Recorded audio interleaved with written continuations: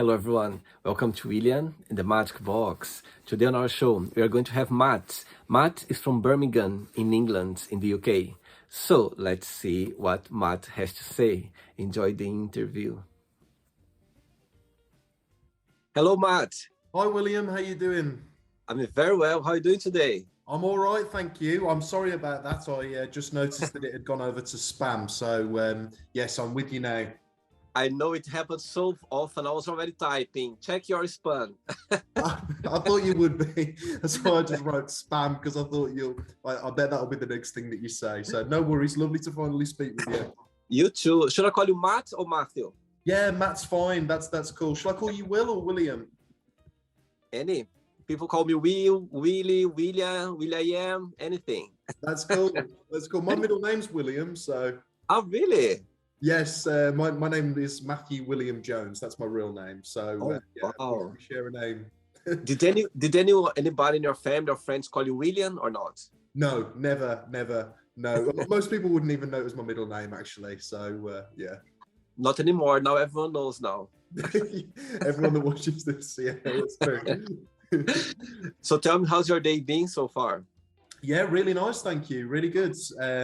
What have I been doing today? Just had a bit of a lie-in, had a bit of a sleep. Went to the gym with my friends, trained legs, which was hard work, and then did some boxing for a little bit.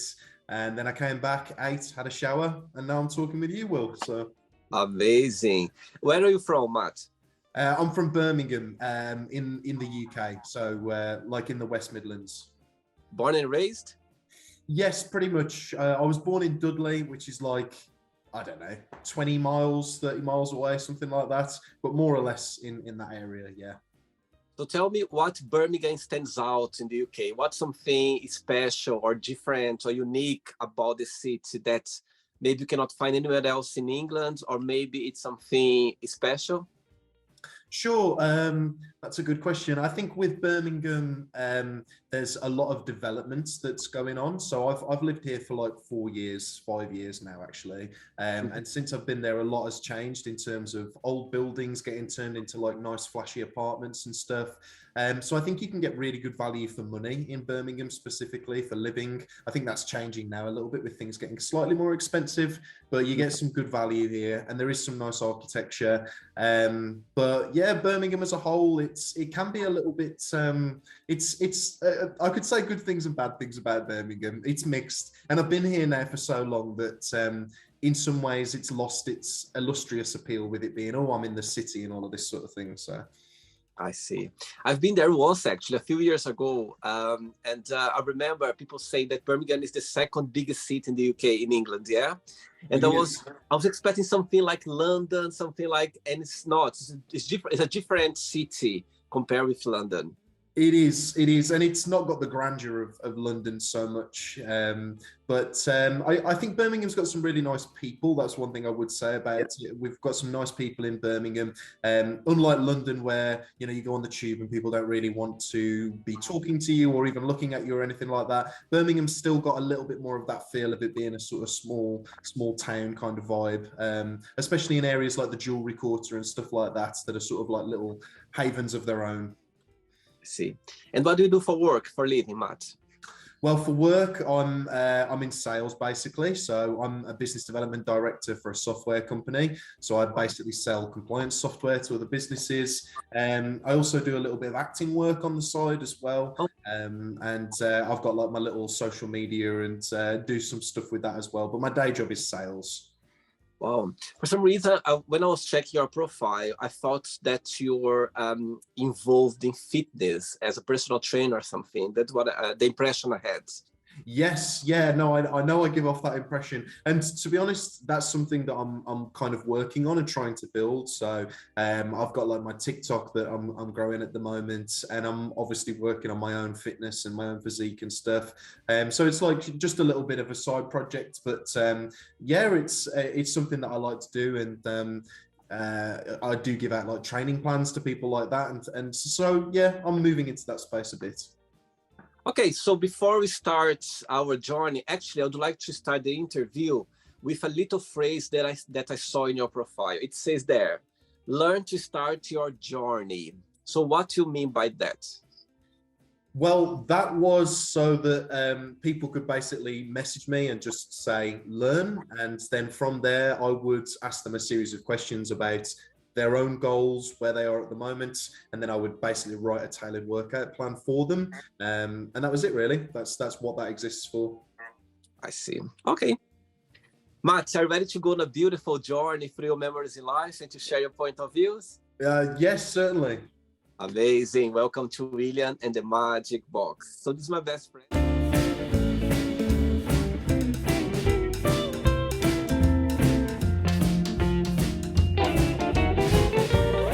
Okay, full of random questions. I'm just going to play a song now just for us to relax a bit before the first question, okay? Okay. Let's do it. Okay, Matt, so before we start the game, during the journey, if it comes up a question that you don't want to talk about for some reason, you don't want to answer, always can change, okay? Okay. First question for you is, how would you describe a perfect, healthy relationship? I think I'd describe a perfect, healthy relationship as one with very open communication, very clear boundaries, and one where it's quite effortless to make work. And by that, I mean that just the two people are very compatible. They just they mesh together quite well. That's what I would say. Yes, I agree. I think communication is the main key. You Yes. know what I mean?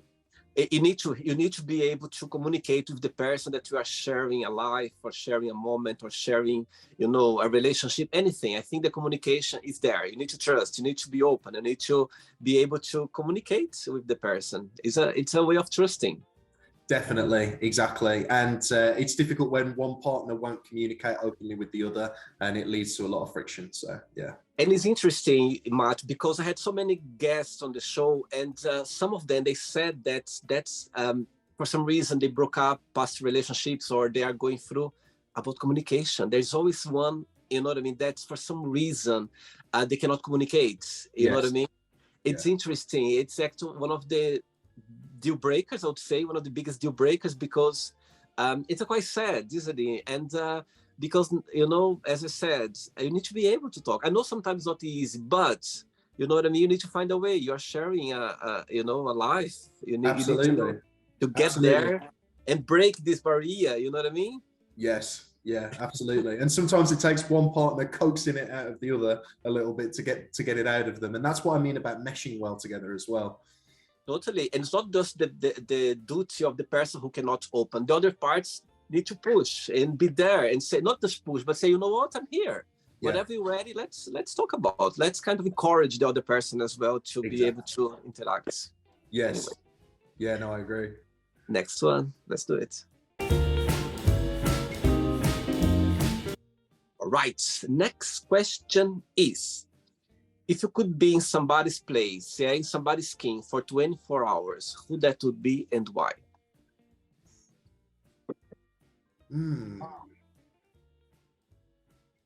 For any reason. I think if I could be in anyone's skin for 24 hours, a controversial opinion is I would probably pick Donald Trump. The reason for that is that I would love to see how he interacts with people on a day-to-day basis, particularly in environments like the boardroom, for instance. I'd love to be a sort of fly on the wall to understand how he communicates with people and how people receive him. Because obviously being in sales and being in business, I have a lot of respect for Donald Trump, specifically in business. So yeah, I would like to sit in his shoes for 24 hours. Yeah, and hopefully he could do the talking and not me. Let's say if you had you had the chance, to be around him, like in a meeting or something, what would be you had the opportunity to ask him just a question, Yes. What would you ask him?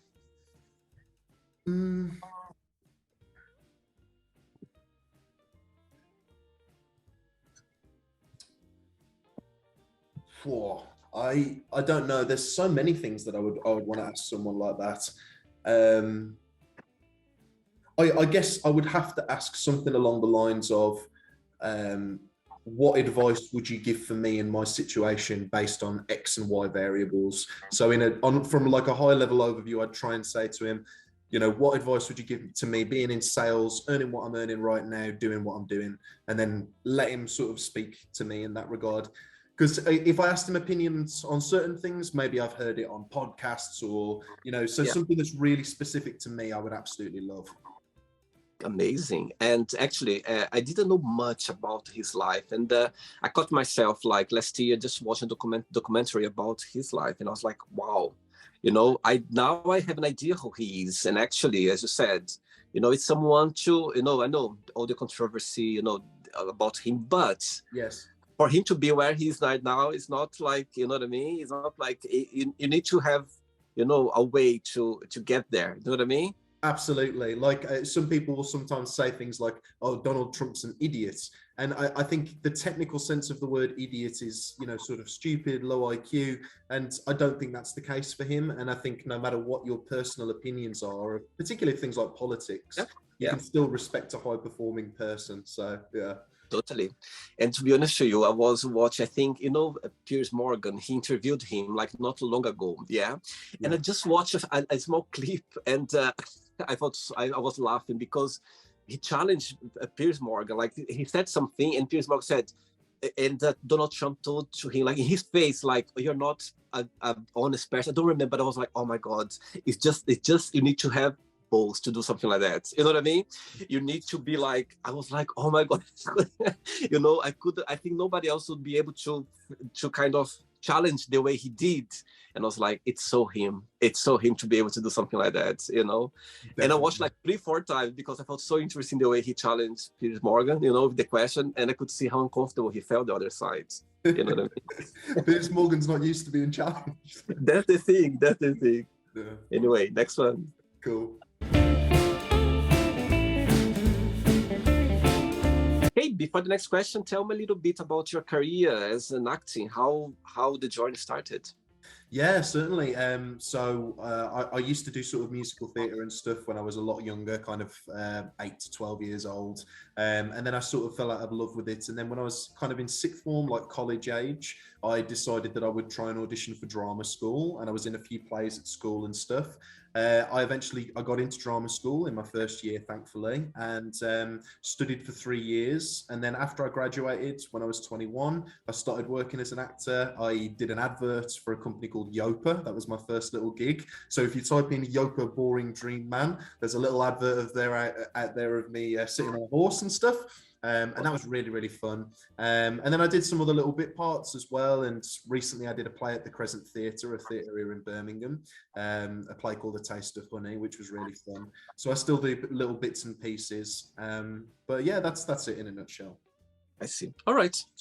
Next question for you is, if you could stay any age for the rest of your life, what age would that be and why? Okay. I would pick one of two ages so far. I'm only young, so I would probably either pick 24 or 19. I think if I had to pick one of the two, I probably would pick 24. The reason being that I really felt when I was 24 that I'd passed that sort of post-university blues age where, you know, you've lost all your university friends, you're living in somewhere different, you've suddenly got no money because there's no student loan coming in. I felt like I'd passed that time. And by the time I got to about 24, maybe 25, I felt that I'd established myself, that I was earning decent money, but that I also still had that young, carefree attitude, and I'd still go out partying and stuff like that. So I mean, I'm only 26 now, so I'm literally talking about a couple of years ago, but that's probably what I'd pick. Yeah. Tell me about Matt at 19 and Matt at 26 right now. What's the difference between those two person at the time? I think Matt at 19 was a lot more unhealthy in some ways. So I was not as into my fitness. I smoked like a chimney, especially for a 19-year-old. Wow. So I was a bit unhealthy, and I used to drink by the absolute bucket load. I could get through a big bottle of Frosty Jacks, you know, that like horrible Frosty Jacks blue colored stuff. I'd get through a bottle of that a night if I wanted to. So I could really drink. So that would be a fundamental thing. I think also I'm less of a dreamer now. Definitely over the years being in business, I've certainly learned how to sort of focus my attention, achieve goals, get things sort of ticked off, a lot more organized as well in some ways.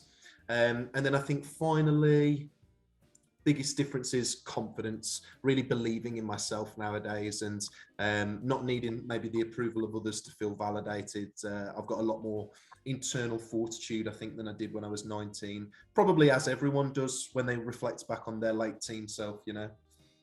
And what Matt of 26 miss of Matt of 19? What do you miss of that man, 19 years old? I think what I miss probably would be I suppose I do miss in some ways that feeling of just boundless possibilities. Like anything could be possible. I could be anyone I wanted to be. I could be anywhere I wanted to be. Anything is possible in these next couple of years. I think that's something that I do miss, and it's something that I hope I hold on to through my adulthood.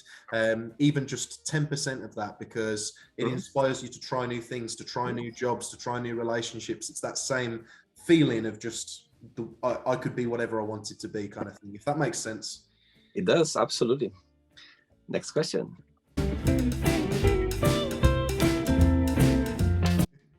Next question is, who was your first crush and why? I think my first crush was possibly Princess Leia, which is really generic. When she was in, I think, the 5th Star Wars, and she's been captured by Jabba the Hutt. That was probably an early first crush. Yeah. Big fan of Star Wars? Yeah, I am actually. I mean, to be honest, I've got a Darth Vader right here. Oh, I didn't have to move far. It doesn't usually sit there, but I was showing it my colleague the other day. So yeah, a bit of a fan of Star Wars. Yeah. Amazing.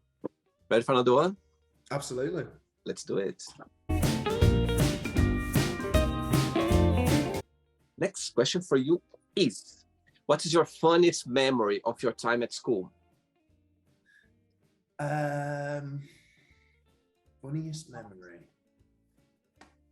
Did you like school? I didn't like school, to be honest with you. There probably were some funny memories that I could drag up, but I didn't really enjoy school. I found it tedious. I didn't feel like I fit in. I didn't enjoy being told what to do by teachers. It was just not destined for success, really. And did your family support you regarding your acting career? They did, actually. Yes, they were very supportive. They've always kept me grounded and realistic. You've got to earn money, you've got to get a side job, you've got to, tick the boxes, But they have been very supportive, and I would say they both have in different ways. My dad has been very supportive because he kind of enjoys films and enjoys TV and the theatre, so he'll take me to the theatre and things like this. And my mum's always just a sort of voice of encouragement for, trying for new auditions, auditioning for this agent or whatever it is, just to move my career forward just that little bit. So yeah, I've been lucky with how supportive they've been. Do you have brother and sister as well, siblings? I do. Well, yeah, I have a younger brother whose name is Luke, and Luke Benjamin Jones, and he's a microbiologist, so he's very different. He's a scientist, which is really cool. He's only 22 and he's already finished his first paper, so I'm really proud of him. He's very good. Amazing. Good. Next question. Cool. Before the next question, Matt, tell me what do you like the most about your job? What's the most rewarding parts? And the flip side, what's something that you find very challenging? I think the most rewarding part of my job is that my success, unlike other jobs, is a number, if that makes sense. So because I'm in sales, if I have been successful and my hard work has paid off, that will show in a kind of binary way that I've either won or I've not won, if that makes sense. So I think that's quite rewarding because it has to come from me. So it's all, it's something that I've done. But then I think on the flip side, the challenging thing about my job is that it is all on me. There is kind of nowhere to hide. I can't really have an off week. I can't really slack off or take it easy on a Friday or something, because every single day, the same as yourself, running your own business, every single day you've got to be on it. Someone's going to need something. Someone's got some kind of problem. And if you're not performing, obviously there's a lot of pressure that comes from that. So that's the flip side. The reward is great, but you got to work for the reward, obviously. Next question for you is, how would your best friends describe yourself? I think my best friends would describe myself as a consistent individual, someone who's quite reliable, someone who's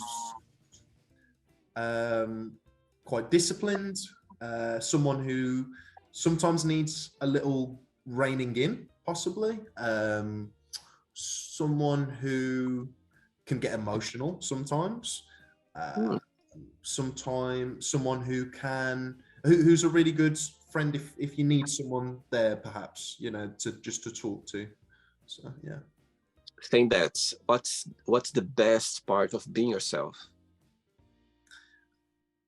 Best part of being myself is probably just that by some coincidence I've been born into a brain that just will not switch off. So the good thing is that there's always I feel that I've got a lot of ideas, a lot of motivation, a lot of drive, and a lot of curiosity, and I am grateful for that, because the world is a very complex place, and not that I would ever be able to comprehend even 1% of it, but just having the motivation to explore it and try different things. I like that about myself, if I had to pick one thing. Yeah. Amazing. Next question. Let's do it. Hey, Matt from Birmingham in the UK. Next question is, what does family mean to you? Family means like I guess like the sun that everything else rotates around, if that makes sense. It's the anchor to my world. It's the thing that brings me back to knowing who I really am, because my family have known me the longest. And I find that people who know you the longest are sometimes the best, in terms of they know where you've come from, they know who you are really well. So that's what my family represents to me.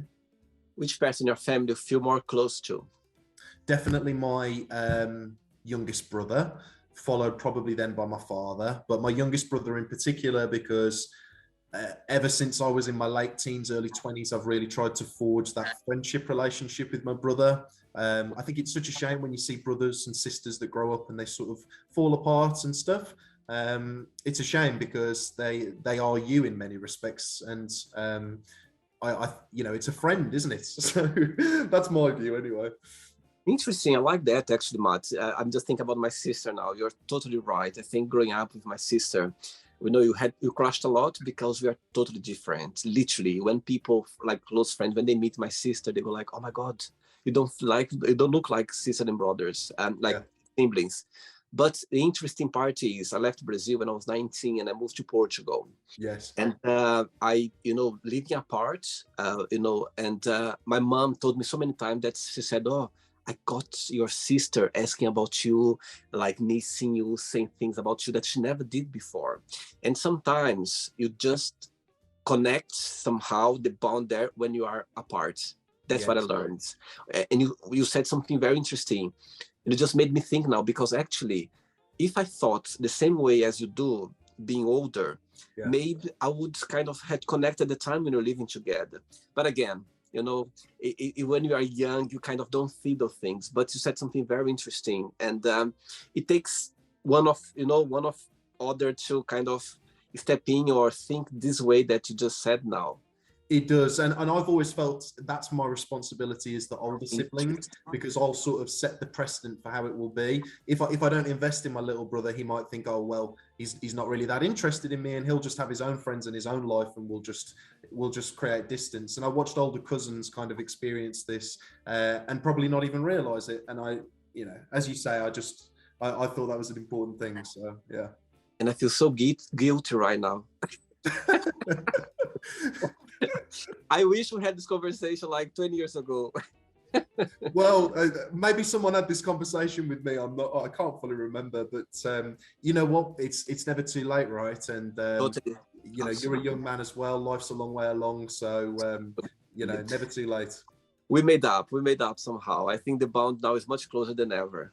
Definitely. And geography is a factor. I think you said, she was in Brazil or something. This is in So Brazil. geography, yeah. Yeah, I think sometimes, depending the circumstances, sometimes, as I said, you just understand the bound when you are apart, when you are far away. That's when you realize. And both of us, I realized that as well. I remember missing her, like when I was in Portugal, like back when I was 19. I was like, oh my God, I miss my sister. And I never felt that before because I was, around her. So yeah, sometimes it's just, different. But I like that. I really like that because if someone takes the first step to think this way, it makes a big change. Definitely. Think that, what's the biggest difference between both of you and the biggest similarity? The biggest similarity is probably that we're both quite introverted behind the scenes. People would instantly know that my brother's an introverted person, but maybe people wouldn't expect that of me. But me and my brother both share a love for having our own space and just having quiet one-on-one time that my parents don't get because they're actually quite extroverted. So that's probably the biggest similarity with my brother. In many ways, the biggest difference is just our abilities. My brother has dyslexia, so he struggles with writing. Not that you'd know it reading the things that he writes, but he's very numerically fluent, and I'm not so numerically fluent. So in some ways, it's our abilities, but I would say also there are some other differences, but I would probably highlight that as the biggest one. Amazing. 3 questions left for you. Let's do it. Before the next one, tell me how fitness came into your life. Well, it actually first came into my life when I went to drama school because they'd always encourage us to go to the gym. And I did go to the gym despite my other unhealthy habits. But then it came back into my life just after COVID and lockdown because I couldn't go to the gym during lockdown, which really frustrated me and made me realize just how much maybe I've taken some of these freedoms for granted, possibly, such as the gym. And so when it opened up again, I said to myself, I'm never going to let that opportunity to get in shape slip through my fingers again. So that's it, really. I was checking your profile and you post one picture, like topless. Tell me, how long did it take you to get that body? Like, those feet, you know what I mean? How did it was a process for you to get there? Absolutely, yeah. So when I used to work out before lockdown and COVID and all of that, I got in okay shape, but it really changed when I started going to the gym after lockdown. In answer to your question, about 3 years. I had a bit of a foundation, but about 3 years of really heavy training, really consistency, and just eating a lot of food, working really hard, and all of that sort of stuff. So yeah, about 3 years I'm on now. How often do you go? I used to train 7 days a week, which was stupid because I just overtrained and could have injured myself. But after about a year, I started training 6 days a week. After about 6 months, 6 days a week. And then ever since, about 4 or 5 days a week. Because what I noticed is that as I get stronger, I need more rest. And the more rest I get, the better my workouts are. So that's something I learned. Amazing. Next question is, what hurt your feelings? What hurts my feelings? I think when people let you down, that really hurts my feelings because I'm quite a reliable person. So I think when someone lets you down on something that they said they'd do, or that they were going to meet you or something like that, or they were going to support you on something and then they don't show up, that's probably it for me. Yeah. Easy. 2 questions left. Let's do it. Before the next question, let's do something. Let's see. You have the biggest budget. You have the superpower of putting together. For example, you're gonna create like a project, a play that you can choose anyone to be your mother, anyone to be your father, anyone to be your romantic partner, and the director, the producer, the one to put all of that together. You can pay anyone in the world. Who that would be? And I would be getting them to play it, or would I be in the actual play? Yeah, you're going to be there all together. Your mom, your dad, your romantic partner, and the director to put all together. Okay, I think to play my dad, I'd really want to get Johnny Depp in. Not that my dad particularly looks like Johnny Depp, but Johnny Depp's just like a legend, so why not? My dad's got kind of dark hair and sort of tan skin, so he can go in for my dad.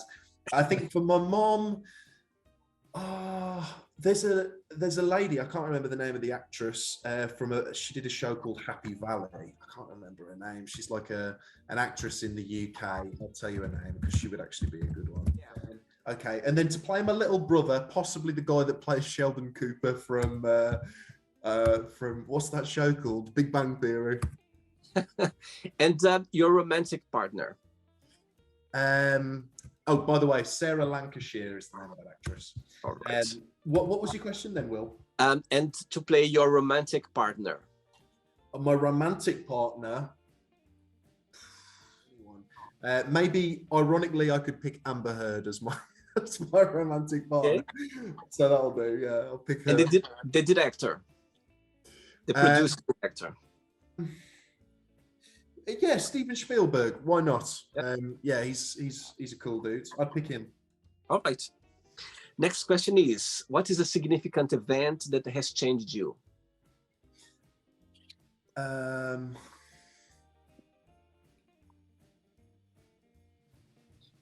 think probably running a business for a period of time and then having it fail. It taught me a lot and it really made me grow in many important ways when I was in my early 20s. And actually having it be successful and then having it fail, it really taught me a lot about myself and about business and about how I handle stress. So I'd probably pick that. Amazing. Ready for the last one? I am. Last question. But before the next question, tell me a moment during your careers in acting, like something that you played or a moment that you're never going to forget. I think when I was doing the Yopa advert and we were filming in Poland, that was something that I will never forget. We were filming in Poland, so I flew over there for a week and we stayed in like this nice hotel. But a moment that I will never forget is when I'm sitting on the horse doing this advert and then the horse bucked me off and it chucked me off the horse and then I went into the set. And we finished the filming and stuff, and then I had to go to hospital and whatever. But that taught me a lot in terms of things that I would never remember. I'll never forget that moment. That was my God! So it wasn't part of the plan. No, it wasn't part of the plan. The horse basically got scared because I was holding a cat, and also you've got all the producers, the camera people, and I think it just got spooked by all the activity that was going on in a confined space. Oh my God. Hopefully they paid a little bit more because of that. Thankfully, I was absolutely fine. The hospital was just to tick a box again, just a procedure thing. But I was absolutely fine. I had like 4 Tiskis, which are nice, strong Polish beers, and I was right as rain. Amazing. Last question for you is: when was the last time that you cried and why? Well, it actually wasn't that long ago. It was middle of March, and it was my grandma's funeral, and I'd held it in very, very well and stuff. But for a lot, like with a lot of people, came to the day, and you see the coffin and all of this, and suddenly it becomes very real. And so I did cry then, and yeah, and then I cried again at the wake as well. So not in absolute floods, but just a little bit, and yeah, as you would expect. Oh, sorry to hear that. Sorry. That's all right. She lived to a really good age, so it was more of a celebration of her life than anything. Amazing. Very good. It's not the end yet. Let's play now the word association game, okay? I'm going to give away some words. Just tell one word that comes to your mind. Quick thinking, okay? So, I hope you are enjoying the interview. Before we do the word association game, don't forget to give a like. Don't forget to share this video, and also don't forget to subscribe to our channel. Just click on the button right there. Thank you so much and enjoy the word association game. Life. Animals. Family. Happiness. Money. Freedom. Love. Hate. Sex. Giving. Politics. Donald Trump. Of course. Religion. Baptist. Fear. Animal. I don't know. Fear. Skip. Not sure. Okay. Friendship. Giving. Desire. Lust. Regret. Past. Success. Future. Wish. Command. Happiness. Granted. One word for Birmingham. I got a phrase. Okay, please. Come back in 10 years. Because there's so much being built. In 10 years, it'll be great, I tell you. One word for England.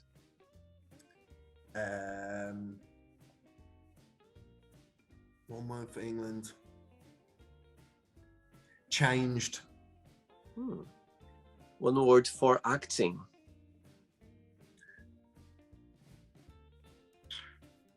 Outlet. It's good outlet. The last one now. Donald Trump. One word. Legacy. Interesting. Let's pretend now I'm going to meet your brother for a coffee, and I'm going to ask your brother. Define Matt in one positive word and one negative word. What he would say. One positive word, I think he would say something to do with ambition. One negative word, I think he'd say something to do with maybe I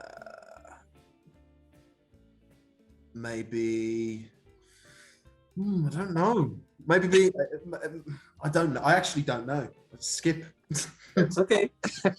I can see after the interview, like, oh, I wish I had said that. Probably. That would have been really clever. Let's play now, Matt, in the magic box, and you can ask me a question. Okay, you can ask me a question now. Going back to legacy, what would you like your legacy to be if you had to sum it up in maybe a phrase? Wow, good question. Right, there's so many things that I believe, that I think, okay, I always point that here, and I think that's the one of the main key for everyone to kind of, always remember is to be yourself. I know sometimes it's not easy. I know sometimes you need to, to behave in a different way because different situations, could be a lot. Sometimes you need to adjust yourself to the place where you are, or, depends what's happening. But if you always remember to be yourself, it's going to open a lot of doors. People, they're going to connect with you. The right people would come, the wrong people would go. And, you don't have too much in your shoulders when when you are yourself, you know what I mean? You live more relaxed. You just live more your authentic self. I know sometimes, even myself, sometimes you forget that. Sometimes you for different reasons, you kind of, you behave or act a different way. And understand that all of us, we are there. Yeah. But if you just remember all the time, be yourself, just be yourself. And that can take you like far away. It doesn't matter what you're doing, what you believe, but it goes the long direction if you remember and try to be yourself all the time or most of the time. That's what I believe. Definitely. I like that. It's a good answer. Matt, did you enjoy the interview? I did, yes. It was a pleasure to speak with you. Thanks so much for being kind. Thanks for accepting my invitation to bring your positivity around. It was amazing to connect with you. But before you go, if you can share a positive message or something that you live by. Yes, definitely. So I wrote it down so I wouldn't forget. It'll all be okay in the end. And if it's not okay, then it's not the end. Amazing. Take care, and I see you sometime in Birmingham or London, and good luck with your career, okay? Thank you, my friends. Take care. Cheers, Will. Bye-bye. Bye. So, did you like the show? Don't forget to give a like, to share it, and also don't forget to subscribe to the channel. And if you'd like to be part of the show as well, first, subscribe to our channel, and after that, just go to our website, www.williamandthemagicbox.com, and send us a request saying why you'd like to be part of the show. and I see you there. Bye bye. See you next time.